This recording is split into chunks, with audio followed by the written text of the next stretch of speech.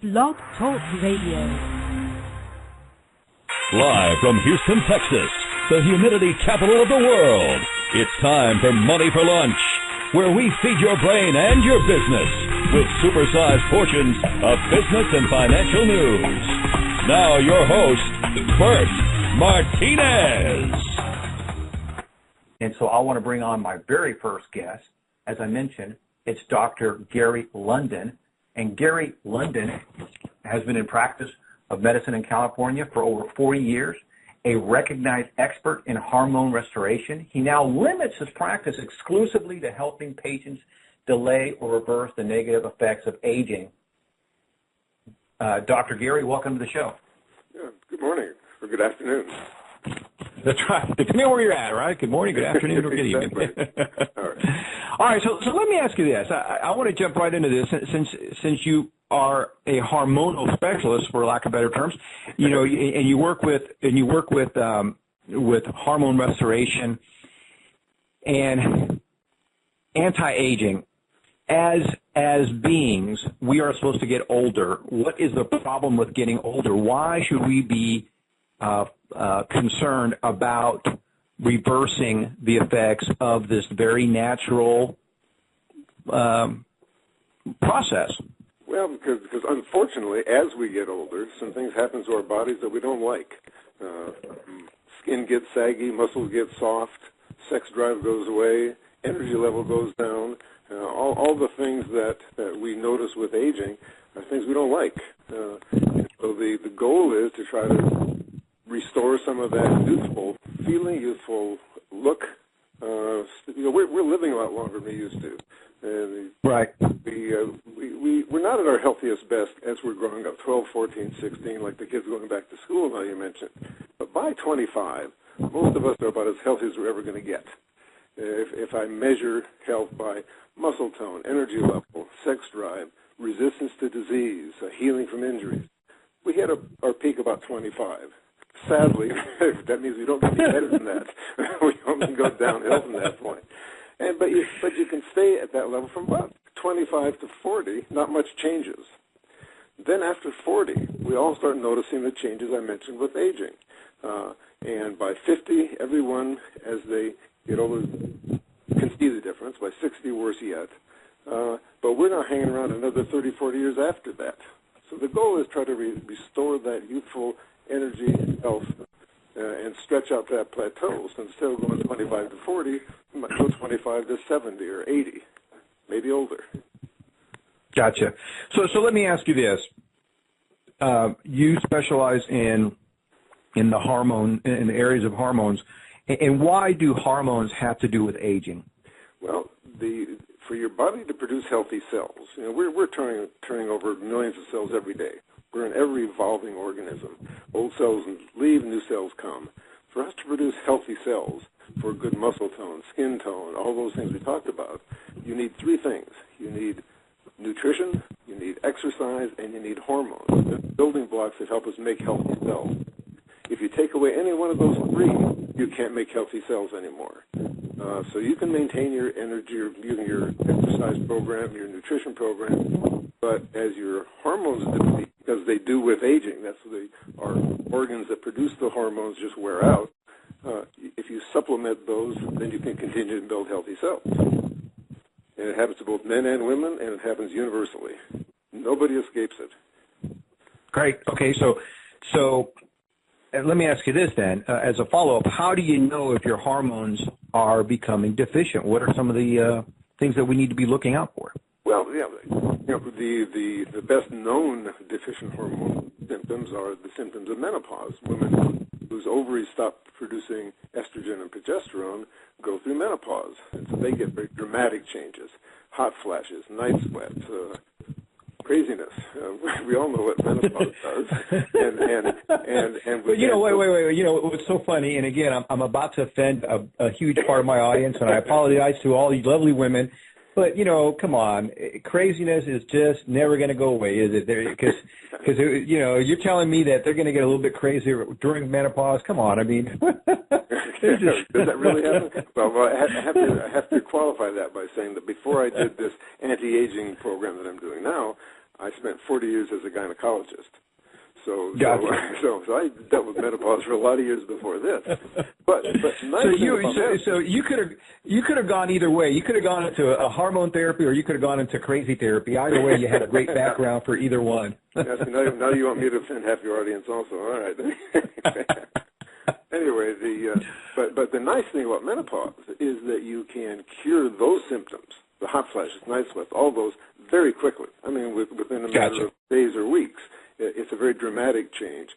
Other changes, though, other hormones that we don't think so much about, thyroid, that's a hormone that all people have, men and women, same amount. And as your thyroid gland becomes less efficient, you get tired, sluggish, dry skin, difficult losing weight, all those things. So that if you supplement deficient thyroid, it's a slower process, but you can regain some of that balance also.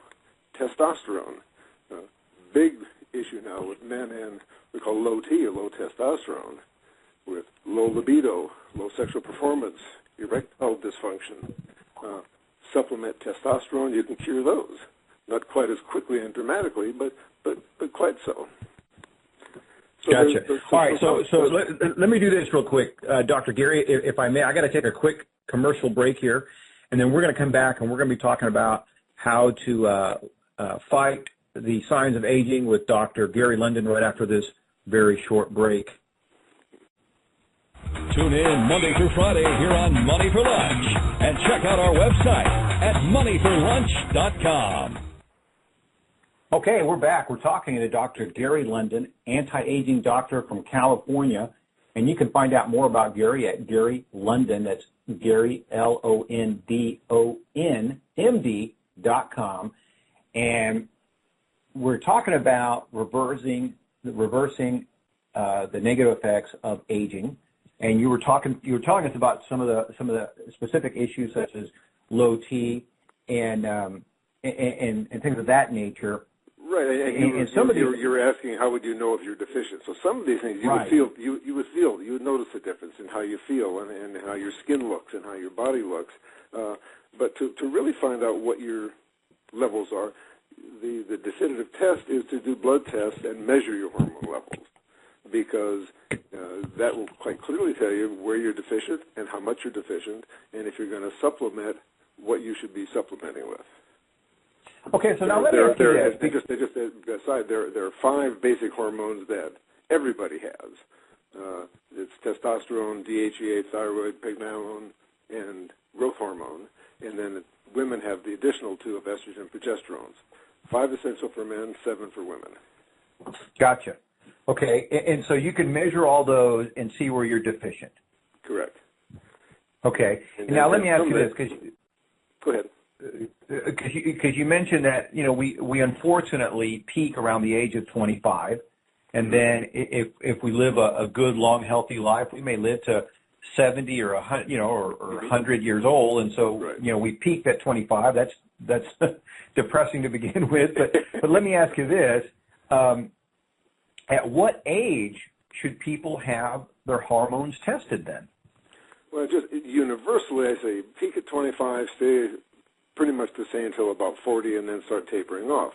So 40 is sort of the break point where everyone over 40 probably should be evaluated and find out where they're deficient. Ideally, you would like to correct the deficiencies before you see all the physical changes, before the deterioration takes place, so that you're just maintaining as compared to trying to catch up. But at any time, even before 40, if one has symptoms of deficiency, you can go through premature menopause. You can go through premature loss of testosterone, so that even younger men can have problems with erectile dysfunction. Children can have diabetes. That's a hormone problem. So that in general, if you have symptoms, you should be tested, or after age 40, you should be tested. Because you know where you're headed, and it doesn't get any better. It's only downhill after that. I know that sounds kind of defeatist, but it's just truth. You look at your 40-year-old friends, and then your 50-year-old friends, and then your 60-year-old friends, and that's a pathway that you'd like to avoid for as long as possible. Right. For as long as possible. There's a great commercial out there. I think it's by Oil of Olay that says something. I'm not something about fighting age every step of the way, or something like that. Yeah. I'm not aging gracefully. I'm fighting it every step of the way, and that's kind of what we're talking about, right? Yeah, it really is, and it's really simple to do. It's an easy process. A blood test to evaluate where you are, then you get supplemented, and you monitor that use, and you just try to maintain this level for as long as possible. And I know that it works well. I'm a perfect example myself. I use all the hormones that I prescribe, and I'll be 77 this year. And I'm healthy, oh my goodness, vigorous, and all the moving parts still work. and that's, and you know what, and that's awesome. I love the fact that you're taking your own prescription. So let me ask you this: speaking of taking, how does one take these hormones? Are we talking tablets, injectables, creams? What are we doing with these hormones? All of the above. Some Gotcha. of them you take by capsules or mouth, like thyroid and hormones like that. Others you can take in creams that you apply to your body. You can take injectables in some of them. Growth hormone, which is the most controversial of the group, it can only be done by injection. That's just an injection under the skin. It's like insulin. It's a teeny needle and not painful, except for your pocketbook. That one's expensive. All the other hormones are pretty inexpensive. Gotcha. And when you say hormones are inexpensive or expensive, what kind of price range are we talking about for these hormones? Well, for most of them, for thyroid, estrogen, progesterone, testosterone, all of the standard ones, they run about, depending on the form you're using, whether you're using creams or pills or injections, between about $15 and $25 a month each. That's not too bad at all. Oh no, they're very inexpensive. Maybe a bigger dose is $35 a month, but compared to other medicines, they're very inexpensive.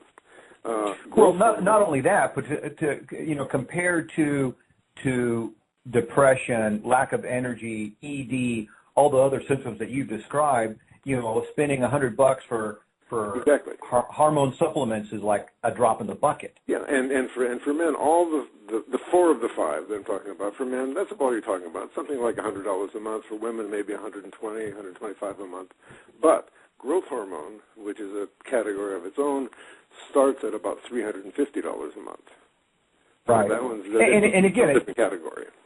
Right. And again, it's like anything else. You're going to outweigh the cost versus the benefits. And from listening to you talk, if I can spend $300 or $400 a month and feel better, of course you will. Yeah. Substantially better, it's a no-brainer to me, because ultimately, that's what we want to do. We want to be clear of thought. We want to be vibrant. I want to sound like you do right now when I'm 77, right? And for $400 a month, that's, people spend $400 a month on coffee. Exactly. That's exactly. I have a recent patient came in, and he quit smoking. He was smoking 2 packs a day. And he said it was a wash between the hormones and his 2 packs of cigarettes a day. I just couldn't believe that, but that's what it is.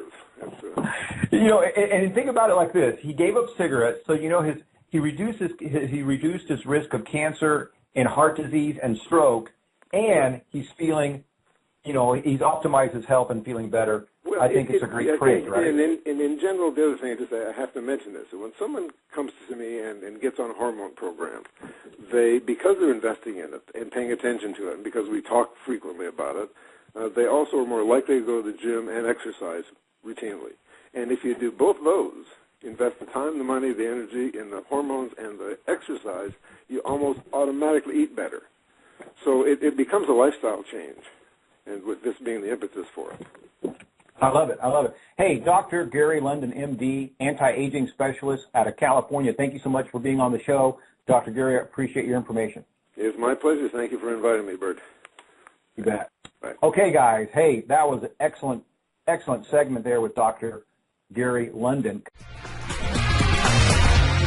Tune in Monday through Friday here on Money for Lunch, and check out our website at moneyforlunch.com.